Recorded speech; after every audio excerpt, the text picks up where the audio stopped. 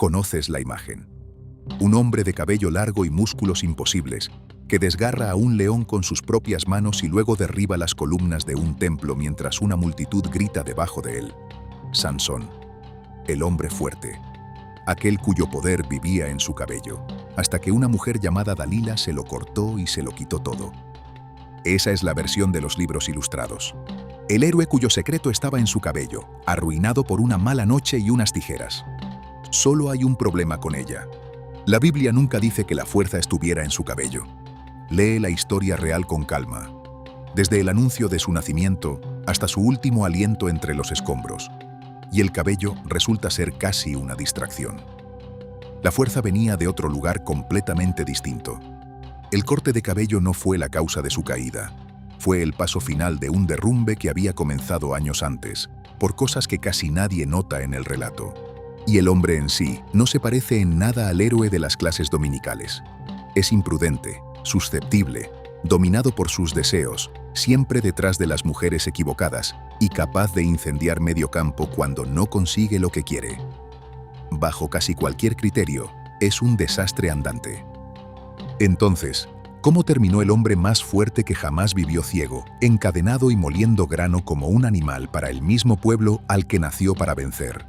¿Y cómo terminó ese mismo hombre destrozado en la lista, siglos después, del propio salón de héroes de la Biblia, justo al lado de Abraham y Moisés?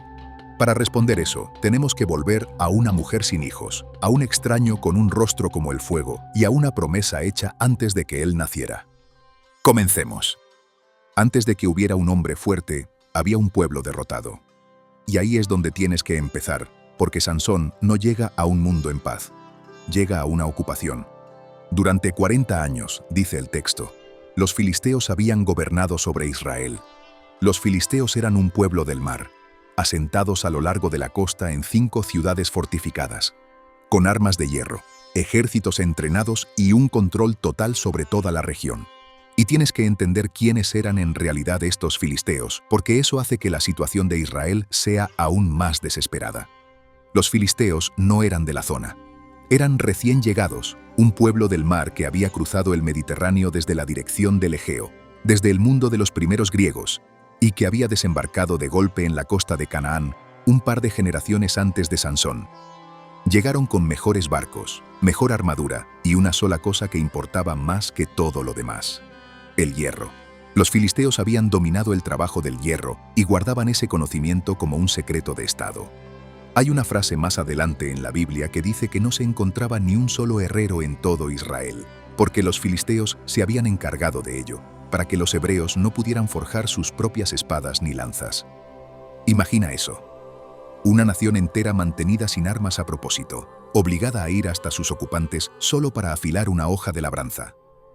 Ese es el mundo en el que nace Sansón. Un pueblo sin armas, sin ejército y sin salida. Y la respuesta de Dios a todo esto no será un ejército. Será un solo hombre. Israel, en cambio, era un grupo disperso de tribus sin rey, sin ejército permanente y sin ninguna respuesta ante la máquina de guerra que tenía en su propia puerta. Este es el libro de los jueces, y es el tramo más oscuro y caótico de toda la Biblia hebrea. Una y otra vez, el pueblo se aleja de Dios, cae bajo algún opresor, clama, y es rescatado por un héroe imperfecto llamado juez. Sansón es el último de todos ellos, y es, sin duda, el más extraño. Ahora baja del todo, desde los ejércitos hasta un solo hogar. Un hombre llamado Manoa, de la tribu de Dan, que vive en un pueblo llamado Zora, y su esposa, cuyo nombre el relato ni siquiera nos da. Lo que nos da, en cambio, es una sola palabra pesada. Era estéril, no tenía hijos, y en ese mundo, para una mujer, eso era una pena privada que nunca terminaba de sanar. Y entonces un extraño aparece en un campo. El texto lo llama el ángel del Señor. Se le aparece a la mujer, que está sola, y le dice aquello que ella ya había dejado de esperar. Vas a tener un hijo. Pero aquí es donde deja de ser un anuncio de nacimiento común, porque el mensajero le pone a este niño unas condiciones que lo marcan como algo poco común desde el primer aliento. Le dice que el niño será nazareo, apartado, consagrado a Dios, y un nazareo vivía bajo 3 votos concretos, descritos en otra parte de la ley. Así que ten presentes estos 3, porque toda esta historia gira en torno a ellos. 1. Nada de vino, nada de bebida fuerte, absolutamente nada que venga de la vid. 2. Ninguna navaja debía tocar jamás su cabeza. Su cabello crecería sin cortar toda su vida. Una bandera visible que decía, este hombre le pertenece a Dios. Y 3. Nunca debía acercarse a un cuerpo muerto, ni siquiera tocar un cadáver, porque el contacto con la muerte volvía impura a una persona. Vino, cabello y muerte. 3 líneas que nunca debía cruzar. Y quiero que notes algo que casi todas las versiones pasan por alto. Cuando la gente habla de Sansón, solo recuerda uno de estos votos, el cabello. Pero el ángel da los 3. Y para el final de este video, verás que Sansón rompe cada uno de ellos, uno tras otro, y el cabello, el famoso, es el último en caer. Ese es el hilo, sujétalo, porque el orden en que rompe estos 3 votos es toda la tragedia de su vida. Y el primero cae mucho antes de lo que jamás imaginarías, mucho antes de Dalila, antes incluso de que se case. Manoa, el esposo, quiere conocer a este mensajero por sí mismo. Así que reza, y el extraño vuelve, y Manoa le hace una pregunta muy humana. ¿Cuál es tu nombre? Y la respuesta que recibe es una de las frases más inquietantes del pasaje. El mensajero dice, ¿por qué preguntas mi nombre, siendo que es admirable? En hebreo, esa palabra para admirable es de esas reservadas para las cosas que están más allá de la comprensión humana. Este no era un viajero común. Manoa prepara una ofrenda sobre una roca, y mientras la llama sube, el mensajero entra en el fuego y se eleva con él, desapareciendo entre las llamas delante de ellos. Manoa y su esposa caen de bruces. Manoa entra en pánico. Hemos visto a Dios, dice. Vamos a morir. Y su esposa, la más serena de los dos, señala lo evidente. Si Dios quisiera matarnos, no habría aceptado nuestra ofrenda ni nos habría prometido un hijo. Así que sí, no fue un día cualquiera en Zora. Y aquí hay un patrón que vale la pena notar porque la Biblia solo lo saca para un puñado de personas.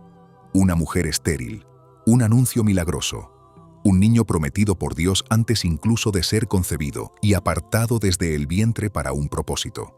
Si ese esquema te suena conocido, debería, porque es la misma forma que rodea a Isaac y a Samuel y siglos después, a Juan el Bautista y a su manera a Jesús mismo. Cuando la Escritura quiere indicar que una vida va a torcer el curso entero de la historia, recurre a esta misma plantilla. Un vientre cerrado, abierto por Dios, por una razón.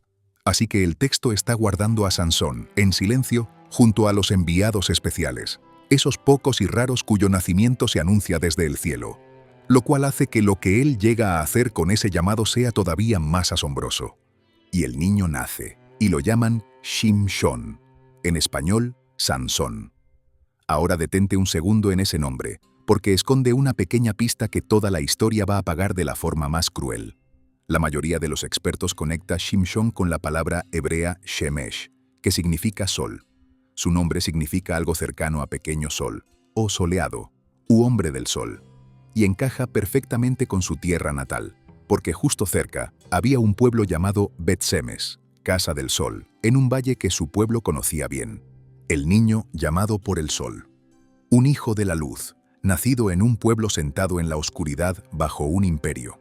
Recuerda eso, porque de todas las formas en que esta historia podría terminar, termina con el hombre del sol perdiendo los ojos, acabando su vida en total oscuridad. El nombre es una preparación. El hebreo la plantó ahí desde el principio. Y luego viene la frase que te dice hacia dónde va todo esto. El ángel había dicho algo concreto sobre para qué era este niño. Él comenzaría, dice el texto, a librar a Israel de la mano de los filisteos. Comenzaría, no terminaría. Y esa pequeña palabra es una advertencia silenciosa que la historia nunca te deja olvidar. Sansón no va a resolver el problema de los filisteos. Va a abrirlo, a iniciarlo y a dejarlo sin terminar para que otra persona, generaciones después, lo complete. Es un primer golpe, no una victoria final. Un libertador con una fecha de vencimiento incluida en la descripción de su trabajo. El niño crece. Y la historia nos da un detalle más antes de que empiece la acción. El detalle que es la verdadera clave de todo. Dice que el Espíritu del Señor comenzó a moverlo. Comenzó a actuar dentro de él. Esta cosa invisible, el Espíritu de Dios, empieza a presionar sobre este joven, y es esa presencia, no sus músculos ni su cabello, la que está a punto de hacer lo imposible. Así que esto es lo que tenemos. Una nación encadenada, una mujer sin hijos a la que se le entrega un milagro, un niño consagrado a Dios bajo 3 votos irrompibles, llamado por el sol, y lleno de un espíritu que no es suyo. Cada pieza está en su lugar para una leyenda. El problema es que este héroe en particular está a punto de tomar todo esto, este don, este llamado, este espíritu, y apuntarlo directo al primer rostro bonito que ve en el pueblo equivocado. Y ahí es donde la historia deja de ser un milagro y empieza a ser una tragedia. Porque la primera palabra que sale de la boca de Sansón ya adulto, lo primerísimo que dice este libertador elegido, no es una oración ni un grito de guerra. Son 4 palabras sobre una mujer que acaba de ver en territorio enemigo. Consíganmela. Sansón baja a Timná, un pueblo filisteo, y ve allí a una mujer. Eso es todo. Esa es toda la razón. Vuelve a casa y les dice a sus padres: vi a una mujer filistea en Timná, ahora consíganmela por esposa. Su madre y su padre quedan horrorizados. ¿De verdad no hay ninguna mujer entre tu propio pueblo?, preguntan, que tienes que ir a buscar esposa entre estos filisteos incircuncisos. Estos son el enemigo. Este es el imperio que aplasta a tu nación. Y tú quieres casarte con ellos. Pero a Sansón no le importa. Ella me gusta, dice. Consíganla. Y aquí la historia hace algo fascinante. Te dice, en voz baja, en un pequeño comentario al lector, que todo este desastre era de algún modo parte de un plan más grande. Dice que sus padres no sabían que esto venía del Señor, que buscaba una ocasión para actuar contra los filisteos. Así que hasta los peores impulsos de Sansón, su apetito, su terquedad, su terrible gusto por las mujeres, están siendo tejidos dentro de algo. Eso no hace que sus decisiones sean buenas. Las hace peligrosas de una forma que ni él mismo entiende. Así que bajan a Timná. Y en el camino, mientras cruzan los viñedos, ocurre. Un león joven sale rugiendo contra Sansón. Y aquí está la frase que tienes que vigilar, porque es el verdadero motor de toda esta historia, y está a punto de repetirse una y otra vez. El texto dice que el Espíritu del Señor irrumpió sobre él. En hebreo, ese verbo es tsalaj. Significa irrumpir, atravesar, lanzarse con fuerza. El Espíritu del Señor se lanzó sobre Sansón. Y sin nada en las manos, sin arma alguna, desgarra al león con la misma facilidad con que un hombre despedazaría a un cabrito. Léelo de nuevo, porque todos lo recuerdan mal. No dice que su cabello irrumpió sobre él. No dice que sus músculos se lanzaron. Dice que el Espíritu del Señor irrumpió sobre él. Esa es la fuente. Cada hazaña imposible que Sansón realiza en toda esta historia se atribuye, por el propio texto, al Espíritu de Dios viniendo sobre él, no a su cabello. Márcalo. Importa más que cualquier otra cosa en el video. Y Sansón no le cuenta a nadie lo del león, ni a sus padres. Simplemente sigue caminando, se casa con la mujer, y la vida continúa. Pero luego, algún tiempo después, viaja de nuevo por el mismo camino para recoger a su novia, y se sale de la senda para mirar el cadáver de aquel león. Y lo que encuentra dentro cambia la forma de toda la historia. Un enjambre de abejas ha hecho una colmena dentro del león muerto. Y hay miel, y esto es lo que hace Sansón. Mete sus propias manos en el cadáver de un animal muerto, saca la miel y la come mientras camina. Incluso lleva un poco a su madre y a su padre, y se la da, sin decirles de dónde vino. Ahora detente. Vuelve a los 3 votos. Voto número 3. Un nazareo nunca debe tocar un cuerpo muerto. Jamás. Y aquí está Sansón, el hombre apartado para Dios, metiendo las manos en un cadáver en descomposición para comer algo. Este es el primer voto en caer. Y fíjate en lo que no ocurre. Ningún rayo cae del cielo. Su fuerza no desaparece. Nada visible cambia en absoluto. Rompe un voto sagrado, y la historia simplemente sigue avanzando. Guarda eso en tu mente, porque es la pista que abre el final. Su poder nunca fue una máquina que se apagaba en el segundo en que rompía una regla. Algo más personal estaba pasando. En la boda, Sansón organiza un banquete. Y la palabra hebrea que se usa para eso, mishté, significa literalmente un banquete de bebida. está formada a partir de la palabra para beber. En una boda como esta, entre estos jóvenes, el vino corría. Lo que significa que el voto número 1, nada de vino, nada de la vid, casi con seguridad también cae aquí mismo, en su propia fiesta. Ya van 2 de los 3 votos, perdidos, antes de que el famoso corte de cabello sea siquiera un pensamiento lejano. Y la fuerza de Sansón sigue exactamente donde estaba. 30 hombres filisteos están sentados con él como compañeros, y para animar las cosas, Sansón hace lo que a Sansón le encanta. Juega un juego. Les propone una adivinanza. Resuélvanla dentro de los 7 días del banquete, dice, y le daré a cada uno una fina prenda de lino y una muda de ropa. Falen, y me deberán 30 de cada una. Ellos aceptan. Y esta es la adivinanza. Del que come salió comida, y del fuerte salió dulzura. Es una buena adivinanza, porque es imposible. La respuesta es el león y la miel, la bestia fuerte y la dulzura que hay dentro de ella, y Sansón es la única persona viva que conoce esa historia. Nadie en esa mesa puede resolverla. Y ese es exactamente el problema, porque estos no son hombres que pierden con elegancia. Durante 3 días están bloqueados. Al cuarto entran en pánico, porque no pueden permitirse perder y no soportan ser vencidos por este forastero. Así que van a la nueva esposa de Sansón y la amenazan. «Sácale la respuesta a tu marido», le dicen, «o te quemaremos a ti y a la casa de tu padre». Eso no es una metáfora. Fuego. Esta es la parte donde las cosas dejaron de ser un juego. Así que ella hace lo que hace una persona aterrada. Se vuelve contra Sansón, le llora durante el resto del banquete. «En realidad, no me amas, ni siquiera me quieres decir la respuesta a tu adivinanza». Día tras día, hasta que en el 7º día, agotado, él finalmente se lo dice, y ella de inmediato se lo dice a ellos.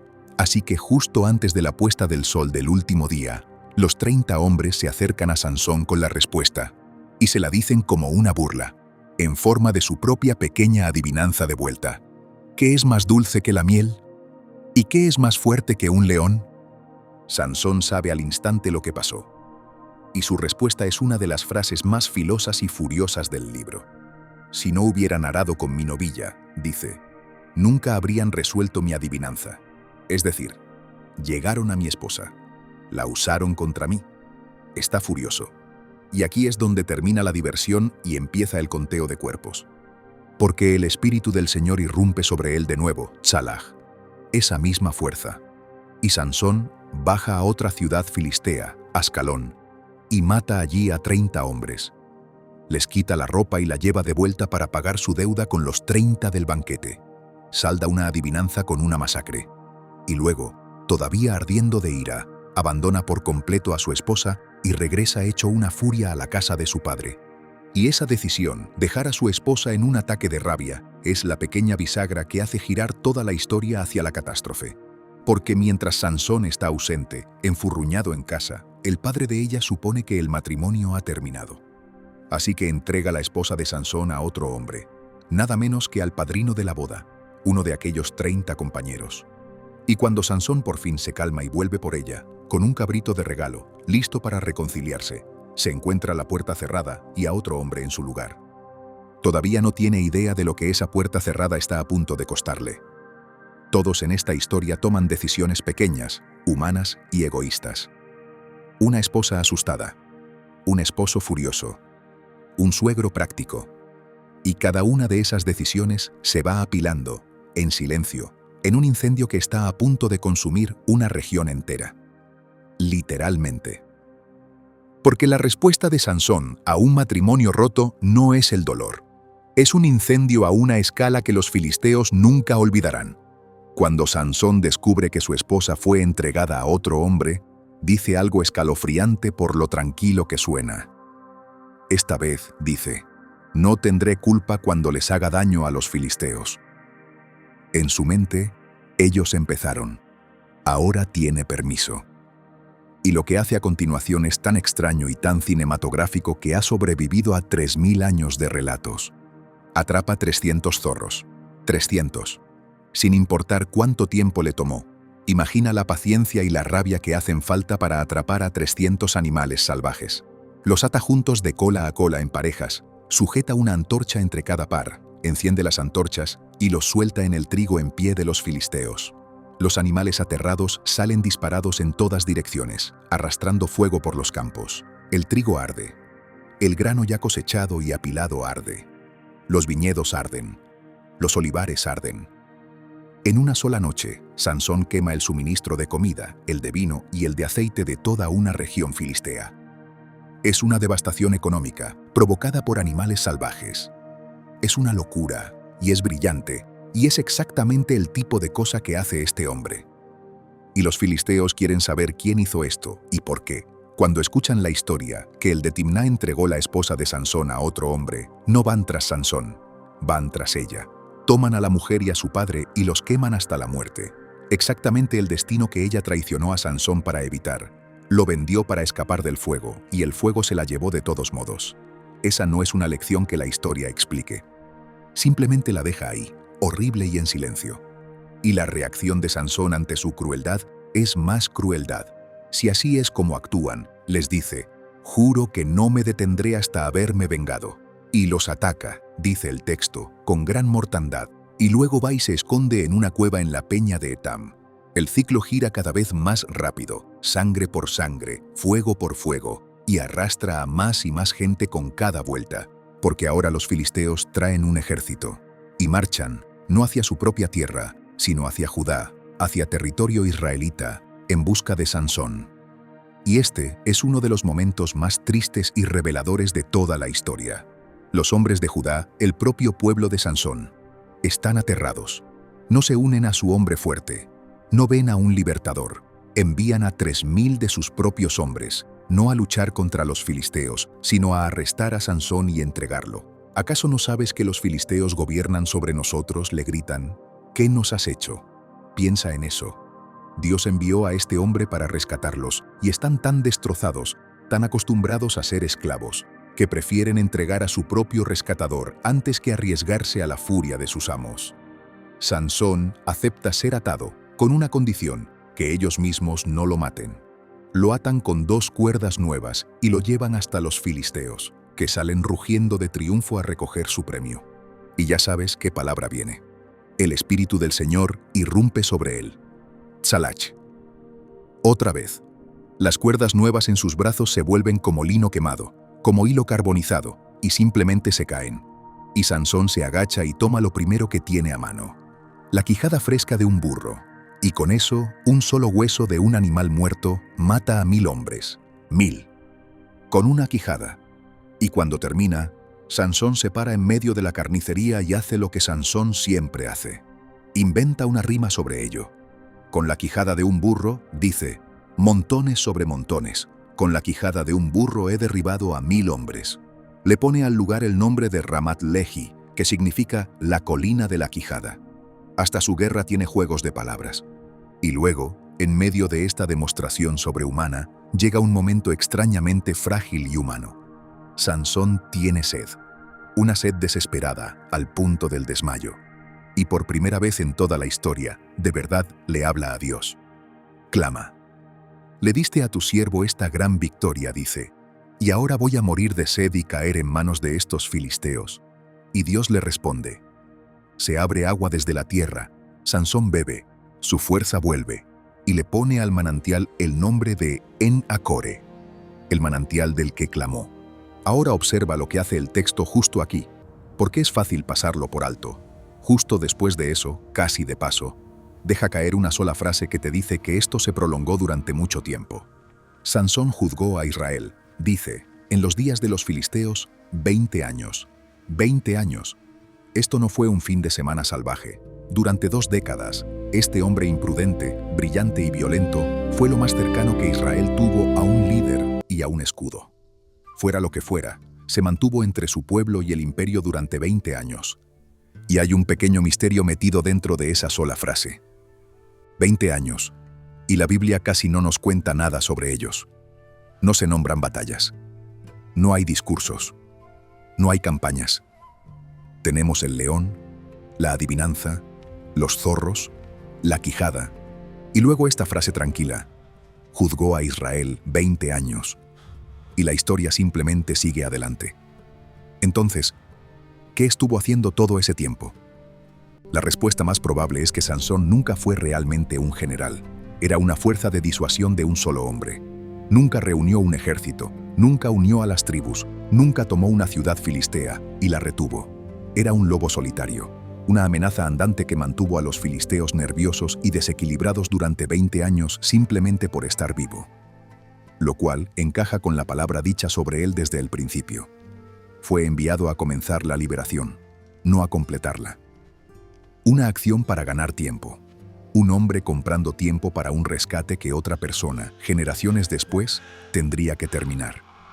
Esa cualidad inconclusa es el dolor que corre por debajo de toda su historia, y el texto quiere que lo sientas. Y en algún punto de ahí hay una hazaña más que te muestra hasta dónde podía llegar su fuerza. Sansón baja a Gaza, en el corazón del territorio filisteo, y pasa la noche allí con una prostituta. Y los hombres de Gaza escuchan que está dentro de la ciudad, así que cierran con llave las puertas de la ciudad y esperan al acecho para matarlo al amanecer. Pero a medianoche, Sansón se levanta, camina hasta la puerta de la ciudad, agarra las 2 hojas, los postes, la barra, todo el conjunto de la puerta y arranca la cosa entera del suelo. Luego se la echa sobre los hombros y se la lleva hasta la cima de un cerro frente a la lejana Hebrón y simplemente la deja ahí. La puerta de una ciudad, con barras de hierro, arrancada y cargada hasta lo alto de una montaña como quien saca la basura. Así que detengámonos y respondamos la pregunta sobre la que se construyó todo este video. ¿De dónde viene en realidad esta fuerza? Porque a estas alturas la respuesta está ahí, delante de nosotros, repetida en cada hazaña. El león. Los 30 en Ascalón. Las cuerdas y la quijada. Cada vez, el texto dice lo mismo. El Espíritu del Señor irrumpió sobre él. Ni una sola vez en toda la historia dice la Biblia que su poder viniera de su cabello. El cabello nunca fue la fuente. El cabello era una señal. Esta es la forma de entenderlo. El cabello sin cortar era la última pieza visible del voto de Sansón, la bandera externa que decía que este hombre todavía le pertenece a Dios. Ya había destrozado los otros 2 votos, el león muerto, el banquete de bebida, y conservó su fuerza, porque la fuerza nunca fue algo mecánico. Fluía de su relación con Dios, marcada por ese voto. El cabello no era una batería, era un anillo de bodas. Y puedes traicionar todo lo que un anillo de bodas representa mucho antes de quitártelo. Ese es el secreto que Sansón nunca terminó de entender. Y es el secreto que está a punto de destruirlo, en el valle de Sorek, a manos de una mujer llamada Dalila. Antes de entrar en ese valle, una cosa rápida. Si eres de esas personas que prefieren saber lo que el texto realmente dice en lugar de repetir la versión de los libros ilustrados, suscríbete. Ese es el sentido de este canal. Cada semana tomo una historia que la gente está segura de conocer y volvemos a las palabras originales para encontrar lo que de verdad hay ahí. Ayuda mucho a que estas lecturas más profundas lleguen a personas que solo han escuchado la versión aplanada. Muy bien. Ahora, de vuelta al valle. Porque todo lo que acabas de ver, el león, la quijada, las puertas de Gaza, todo ese poder crudo, dado por Dios, está a punto de deshacerse. No a manos de un hombre más fuerte, no de un ejército, sino de una mujer, una voz suave y una pregunta hecha una y otra vez hasta que Sansón finalmente la responde. Su nombre era Dalila y vivía en el valle de Sorek. Y fíjate en lo que el texto sí dice y en lo que no dice sobre ella. Nunca dice que Sansón amara con sabiduría. Ni siquiera dice que ella fuera filistea, aunque probablemente lo era. Lo que sí dice con toda claridad es que Sansón la amaba. Es la única mujer en toda la historia de la que el texto dice que él realmente amó. Lo cual es exactamente lo que hace tan brutal lo que sucede a continuación. Porque los gobernantes filisteos van a Dalila con una oferta. Y aquí obtienes un detalle que te dice con precisión cuánto querían ver muerto a este hombre. Los príncipes de los filisteos, dice el texto, 5 de ellos, uno por cada una de sus grandes ciudades, van cada uno a verla y cada uno le promete la misma suma asombrosa, 1100 piezas de plata, cada uno. Sácale el secreto de su fuerza, le dicen, para que podamos dominarlo y atarlo. Haz la cuenta, 5 gobernantes, 1100 piezas de plata cada uno. Es una fortuna lo bastante grande como para que la traición parezca una decisión de carrera. Y vale la pena detenerse en esa plata, porque el número no es al azar. 1100 piezas de cada uno de los 5 gobernantes. Para sentir la escala de esto, en otra parte de este mismo periodo de la Biblia, un hombre contrata a un sacerdote de tiempo completo para que viva con él y sirva a su familia por 10 piezas de plata al año. 10. A Dalila le están ofreciendo más de 100 años de un salario de trabajo, y encima 5 veces, una por cada ciudad. Esto es riqueza para varias generaciones, suficiente para nunca más volver a pensar en dinero por el resto de su vida. Así de mucho quieren 5 ciudades ver muerto a este solo hombre, y ese es el peso que hay detrás de cada palabra suave que ella está a punto de decir. No solo está coqueteando con él, está haciendo el trabajo mejor pagado de su vida. Y aquí está el cuchillo psicológico de toda la escena. A Sansón no lo están engañando. Eso es exactamente lo que la convierte en una tragedia y no en una estafa. Una estafa funciona con alguien que nunca la ve venir. Sansón la ve venir, una y otra vez. Observa cómo se cierra la trampa, y aún así vuelve a entrar en la habitación. No lo superan en astucia. Lo desgastan. Hay una diferencia entre esas dos cosas, y esa diferencia es la parte más triste del hombre. Así que Dalila se pone a trabajar, y ni siquiera es sutil al respecto. Simplemente le pregunta, «Dime», le dice, «¿de dónde viene tu gran fuerza, y cómo podría alguien atarte y someterte?» Le pide al hombre que le entregue el plano para su propia captura, en su propia cara. Y esta es la parte que debería dejarte frío. Sansón sabe exactamente lo que ella está haciendo. Tiene que saberlo, porque en lugar de irse, juega con ella. Le da una mentira.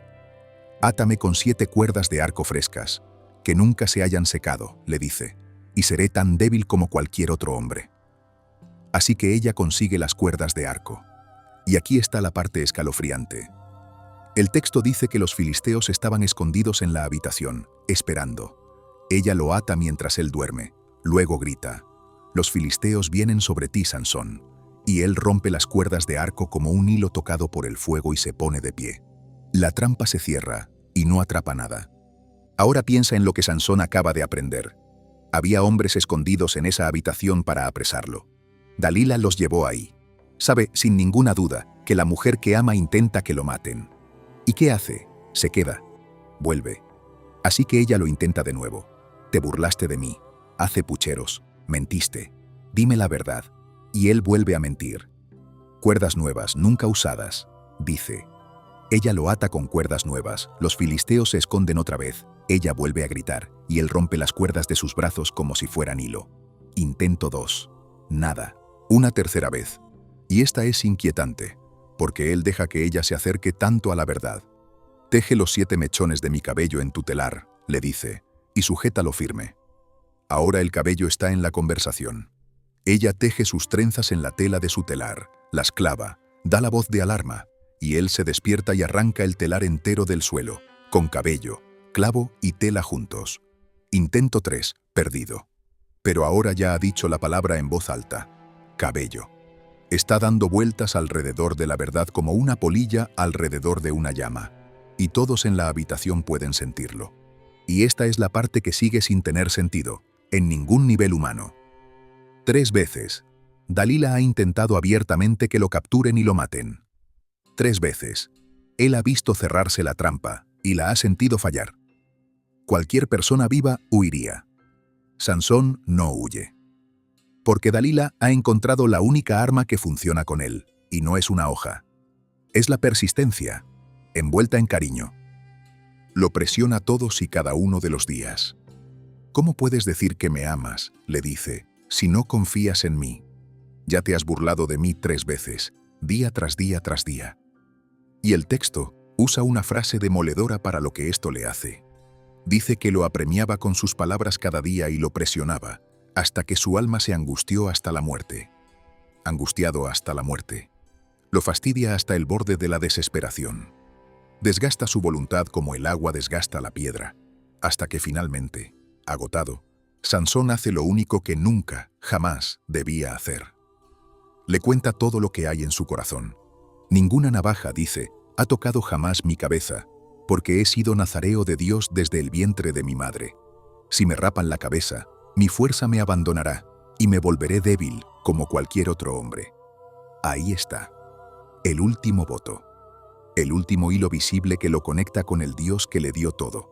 Y lo entrega, por voluntad propia, a la mujer a la que le pagan una fortuna por destruirlo. Y Dalila sabe esta vez que le ha dicho la verdad. El texto lo dice, pudo escucharlo. Así que manda aviso a los príncipes filisteos una última vez. Suban, les dice, me lo ha contado todo. Ellos vienen, con la plata en las manos, y ella adormece a Sansón sobre sus rodillas. Llama a un hombre. Y mientras Sansón duerme contra ella, ese hombre le corta los 7 mechones de su cabello. Y el texto dice que ella empezó a afligirlo, a atormentarlo, y su fuerza lo abandonó. El último voto está roto. La bandera ya no está. Y ahora llega la frase más importante y más desgarradora de toda la historia. Cuando la escuches, todo lo que te dije al principio encaja en su lugar. Dalila grita una vez más, los filisteos vienen sobre ti, Sansón. Y él despierta de su sueño y se dice a sí mismo, saldré como siempre lo he hecho, y me sacudiré libre. Y entonces el texto dice esto, pero él no sabía que el Señor se había apartado de él.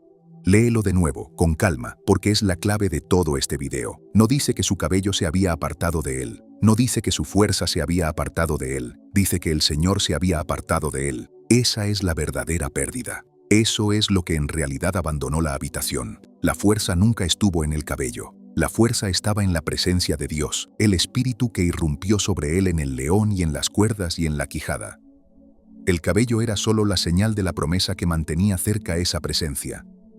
Y cuando lo último de la promesa cayó al suelo de la habitación de Dalila, la presencia se retiró. Y el detalle más aterrador de todos son esas palabras. Él no sabía. Sansón se había acostumbrado tanto al poder, se había vuelto tan despreocupado con el don, que dio por hecho que siempre estaría ahí para él, y ni siquiera pudo sentir el momento en que Dios lo soltó. Se sacude, como lo ha hecho 100 veces antes. Y no pasa nada. Por primera vez en su vida, Sansón es solo un hombre. Y los hombres que esperaban se le echan encima en un instante. Lo que le hacen es preciso y cruel, y está cargado de significado. Toman al hombre llamado por el sol, al hombre de la luz, y le sacan los ojos. Lo dejan ciego. El sol se apaga.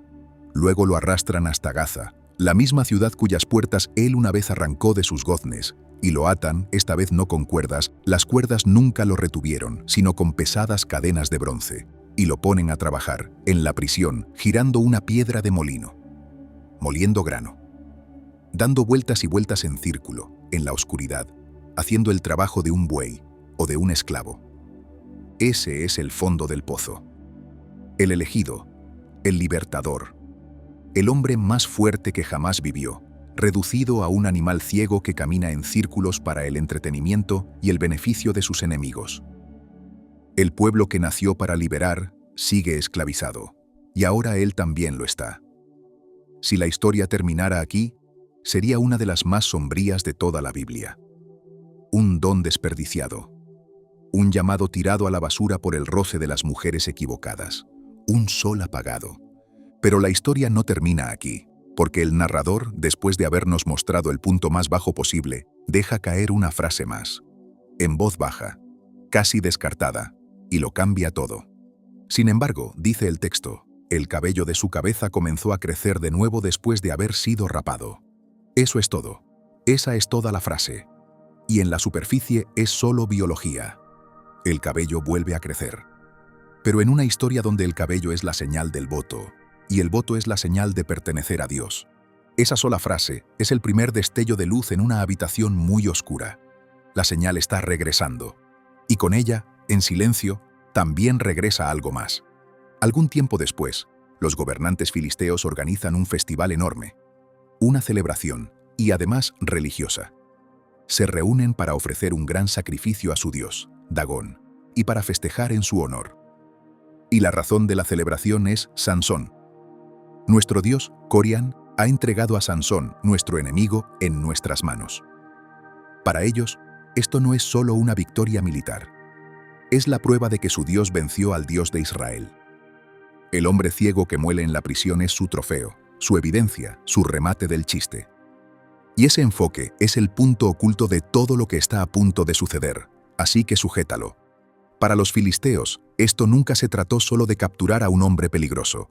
Era teología, Dagón era su dios principal, el dios del grano y la cosecha, y en su mente, el dios de Israel había perdido. Su dios había entregado al campeón de Israel encadenado, ciego y moliendo su trigo. El festival es una vuelta de la victoria, y no solo sobre Sansón, sobre su dios. Lo que significa que el techo que está a punto de venirse abajo no va a caer solo sobre 3000 personas. Va a caer sobre esa idea, sobre un templo construido para el Dios que ellos estaban seguros de que había ganado. Sansón no puede ver nada de esto, pero su último acto está a punto de convertirse en una respuesta directa a su cántico. El templo está lleno. Abajo, en el salón principal, están los príncipes y la multitud.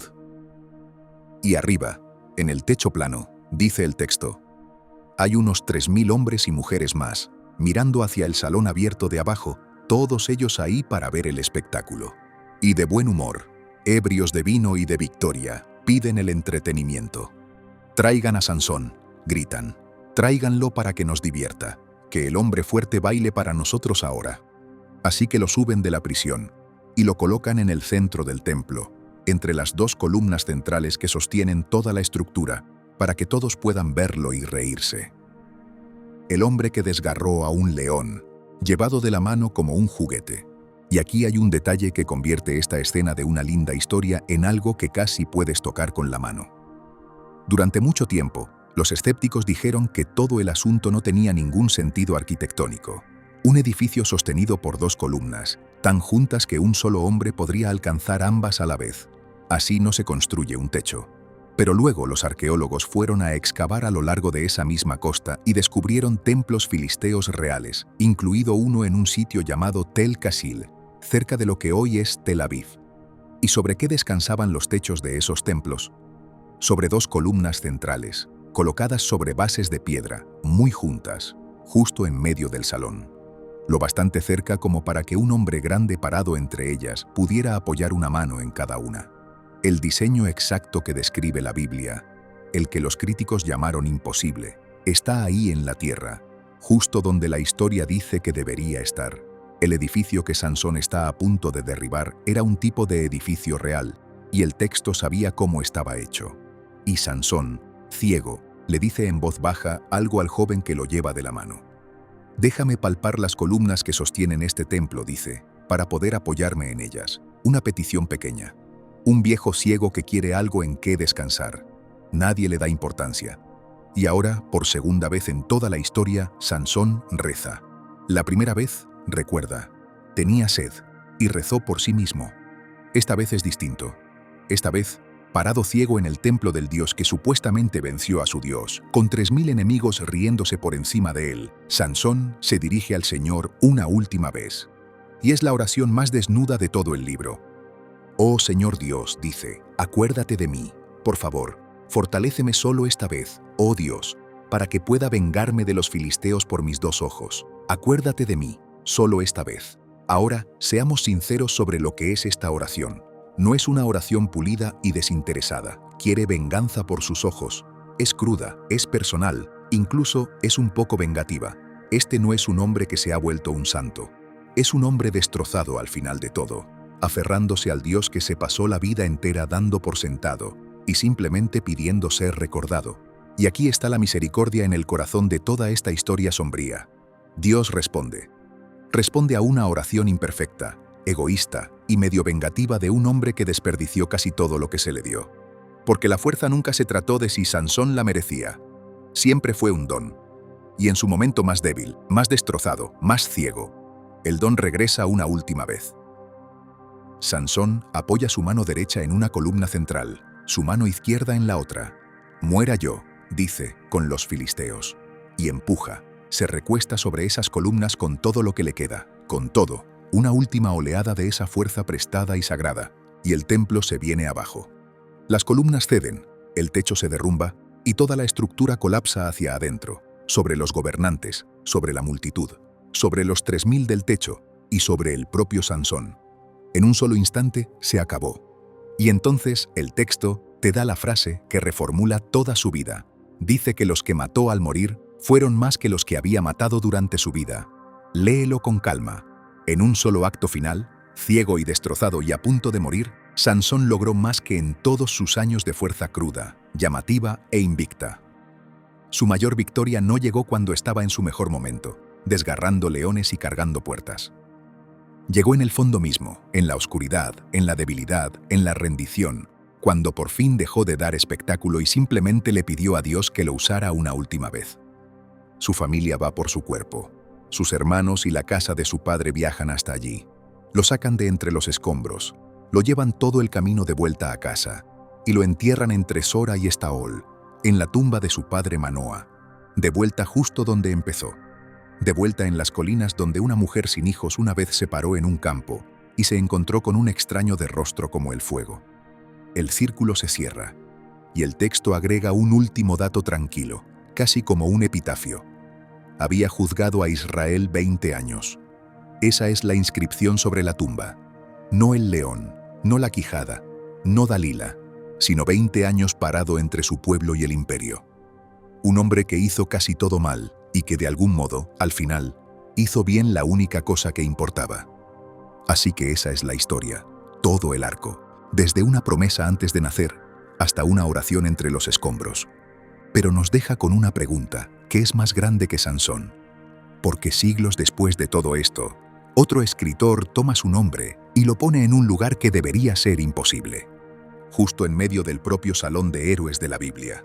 Siglos después de que Sansón fuera enterrado en esas colinas, un escritor del Nuevo Testamento se sienta a hacer una lista. Un recuento de los más grandes héroes de la fe en toda la historia hebrea, y la llena con los nombres que uno esperaría. Abraham, que dejó todo por una promesa. Moisés, que enfrentó a un faraón. David, el pastor que llegó a ser rey. Gedeón, Barak. Y luego, ahí mismo, en la misma frase, agrega un nombre más, Sansón. Detente y siente lo extraño que es eso.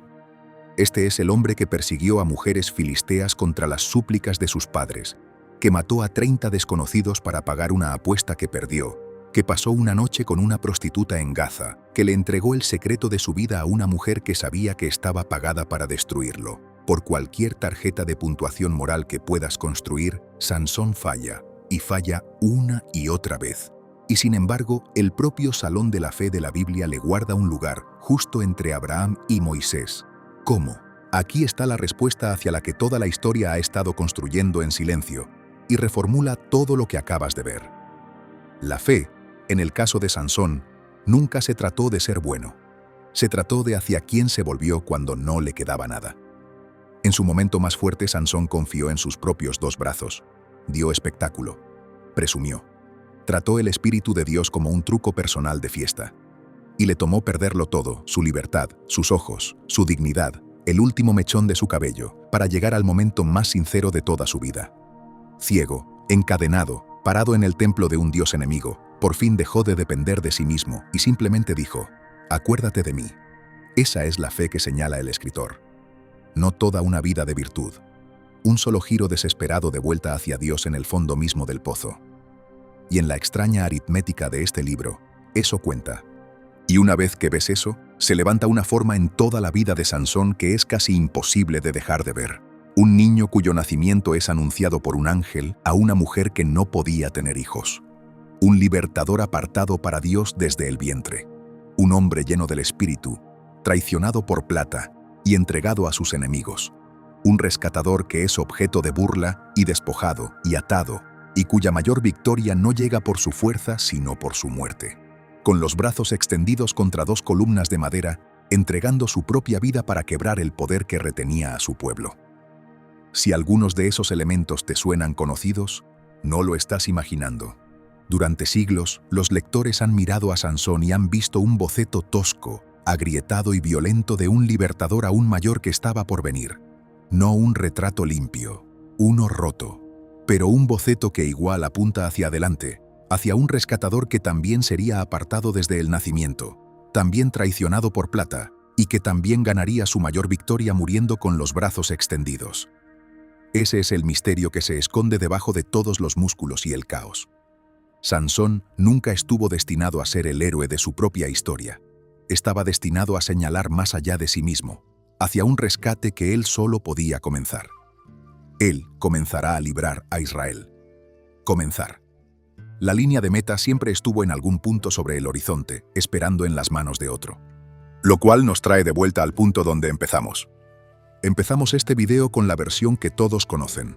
El hombre fuerte cuyo poder vivía en su cabello, arruinado por un corte de cabello, una caricatura de músculos y cabello largo y una mala decisión. Y cuando leímos la historia real, con calma, desde el campo en Zora hasta el templo en Gaza, esa versión se cayó a pedazos. Encontramos una fuerza que nunca vino de su cabello, sino del Espíritu del Señor irrumpiendo sobre él, una y otra vez, Tzalach, en cada hazaña imposible. Encontramos a un hombre que rompió sus votos sagrados uno por uno, el león muerto, el banquete de bebida, y conservó su poder todo el tiempo, porque el poder nunca fue una máquina que se apaga. Era un don atado a una relación. Encontramos a un niño llamado por el sol que terminó en la oscuridad, a un libertador enviado solo a comenzar un rescate que nunca terminaría, y a un hombre roto cuya mayor victoria no llegó en su momento más fuerte, sino en el más débil, ciego y encadenado, cuando por fin se detuvo y rezó. El secreto que Sansón nunca entendió hasta el final mismo es el que los libros ilustrados tienen exactamente al revés. Su fuerza nunca fue suya, siempre fue solo prestada, y la tragedia de su vida no fue el corte de cabello. Fue que trató un don sagrado como si fuera de su propiedad, hasta el día en que se aferró a él y por primera vez no estaba ahí, y ni siquiera pudo sentir que Dios se había ido. Y así es como un hombre como Sansón igual termina en el salón de la fe, recordado junto a Abraham y Moisés. No porque fuera bueno, no lo era, sino porque, al final mismo, ciego y roto, por fin se volvió hacia Dios en lugar de hacia sí mismo. Si un hombre que desperdició tanto todavía puede contarse como fiel, eso dice algo asombroso sobre cómo este libro mide una vida. No por lo firme que estuviste en tu punto más alto, sino por hacia quién te volviste en tu punto más bajo. Esa es la razón por la que existe este canal. Para volver a abrir el libro y leer lo que de verdad está en la página, incluso cuando la verdad resulta ser más extraña, o más triste, o más misericordiosa que la versión que nos entregaron. Si esto cambió como ves, aunque sea una sola historia, suscríbete, porque a continuación nos quedamos aquí mismo, en la época de los jueces, y desarmamos a otra figura que todos creen entender. Una mujer que dirigió a un ejército cuando ningún hombre quiso hacerlo y ganó una guerra que los hombres tenían demasiado miedo de pelear. Y el video que está en pantalla ahora mismo revela otro misterio escondido en estas mismas páginas. Adelante, haz clic en él. Creo que también vas a querer saber cómo termina este.